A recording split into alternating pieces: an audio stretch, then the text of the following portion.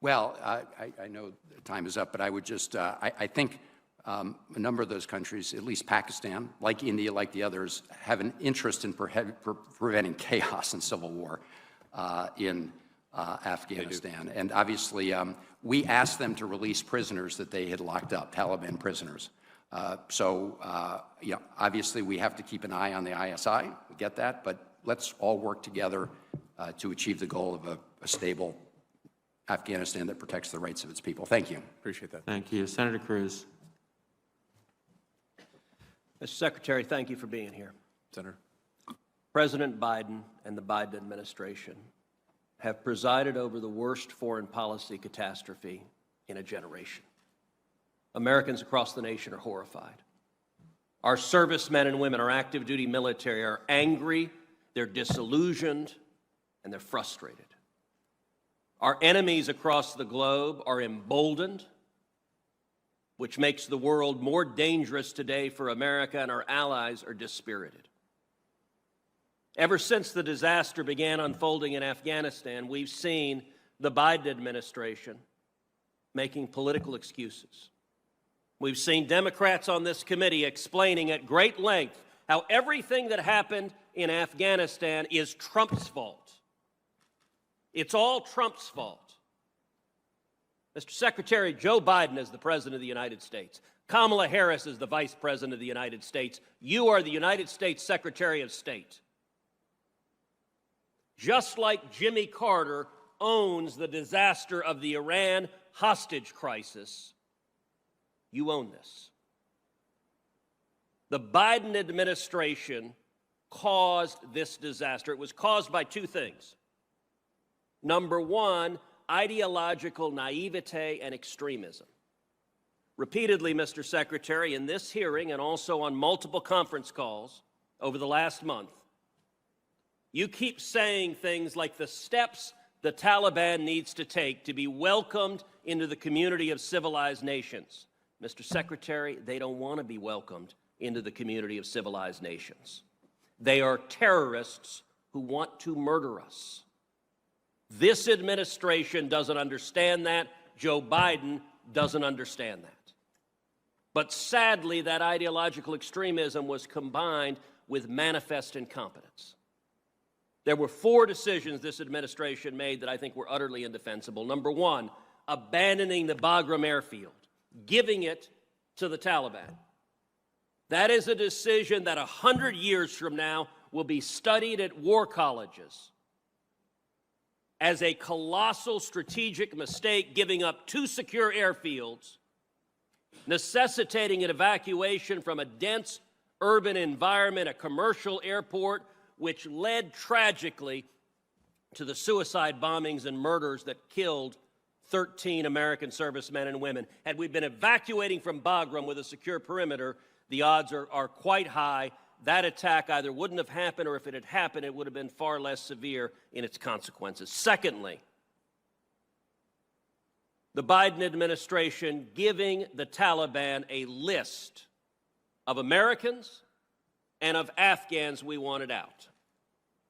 Third, the decision to leave Americans behind.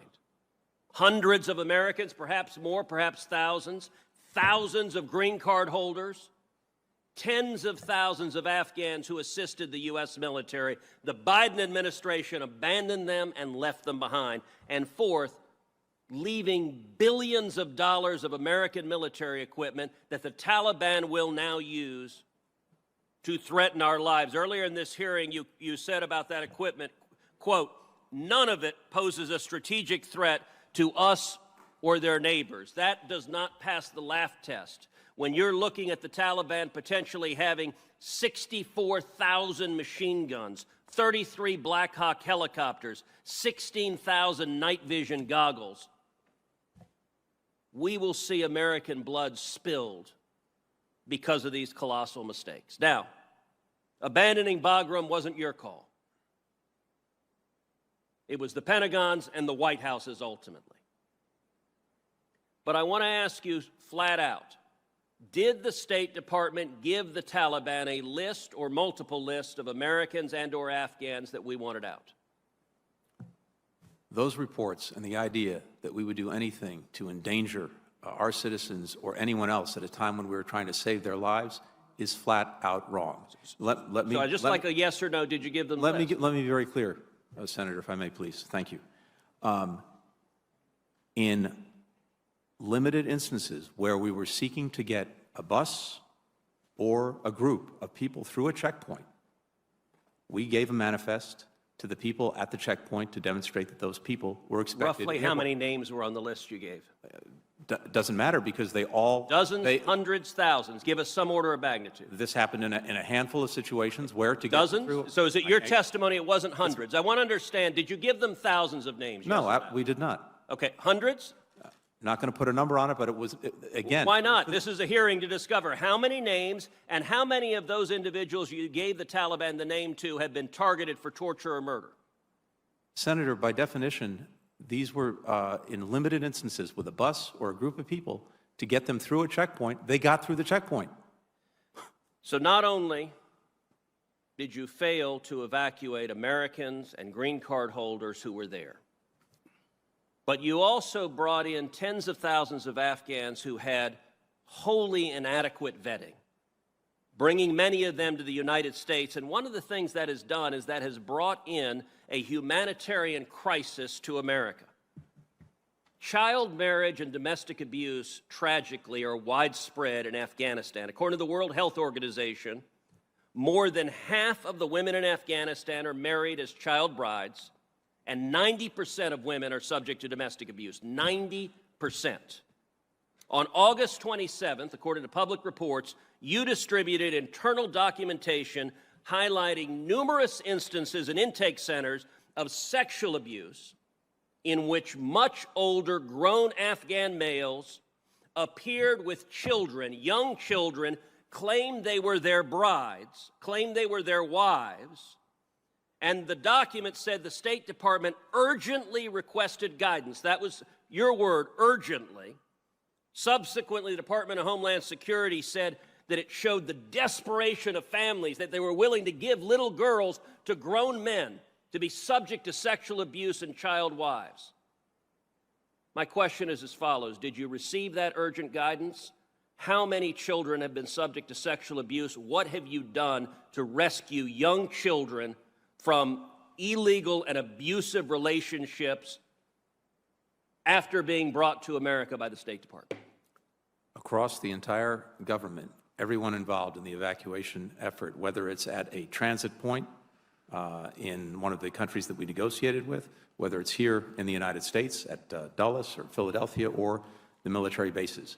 We have all of our officers at extreme vigilance to look for and to deal with any cases or concerns that arise. Did you receive the urgent guidance, and how many child brides have you seen? I don't know the specific guidance you're referring to. I'm happy to look at it. So is there not urgency to discover if children are being abused? Absolutely. Time of the senator has expired. We could detect and deal with any cases, and there have been, to my knowledge, a limited number of cases where we have separated people because we were concerned that they were. How many?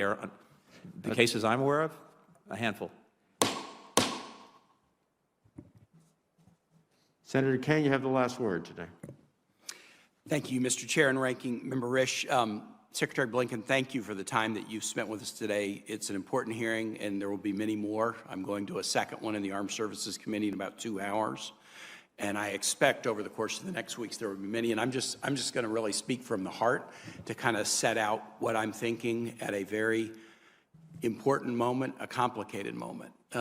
I'm the father of a Marine. I come from a state that is very, very heavily affected by the wars of the last 20 years. It was one of the states that was attacked on 9/11. And in the weeks of August and early September, this is basically what I've done. I've watched Afghanistan on television. I've talked to active duty and veterans. I've talked to you and other colleagues. I have visited the Pentagon for the Pentagon employees' commemoration of the 9/11 attack. I went to Arlington on 9/11 to go to the fire station where the relief effort was spearheaded. I've also gone to Fort Lee to, as you have, to see the incredible work that's being done to help Afghans who've stood with us integrate into American life. I've been to the Dulles Expo Center to see these families that have traveled halfway around the world, still traumatized, but looking forward to a chapter where they can be free. And I have a lot of emotions. And so let me just tell you what they are. They're sadness, and their anger, and their pride, and their relief. Sadness. I'm saddened by the unnecessary deaths of the 3,000 or so who were killed on 9/11.